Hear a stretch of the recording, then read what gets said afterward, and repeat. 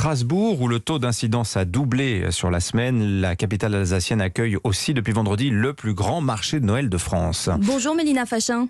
Bonjour Romane, bonjour à tous. Mélina, vous êtes la correspondante d'Europe 1 à Strasbourg qui accueille près de 2 millions de personnes en décembre.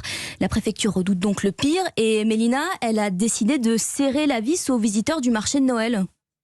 Oui, puisque la préfète a constaté que les gestes barrières n'étaient pour l'instant pas suffisamment respectés. Alors elle a annoncé hier soir de nouvelles mesures. D'abord, le pass sanitaire devient obligatoire pour entrer sur les 2 plus grandes places de Strasbourg, Broglie et Kléber, qui vont donc être fermées par des barrières.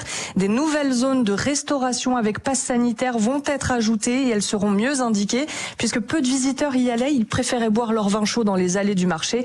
Mais là, pas le choix et les 300 commerçants vont devoir les forcer à s'y rendre. Ça va être compliqué, explique Norman Guillaumard qui vend des crêpes et des gaufres. À la louche, 50% des gens ne parlent pas français. Alors quand on a un espace de restauration juste à côté de son chalet, ça va.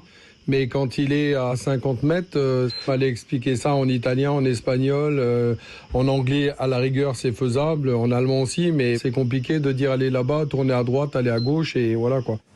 Et les commerçants qui ne joueront pas le jeu pourront voir leur chalet fermé après un premier avertissement.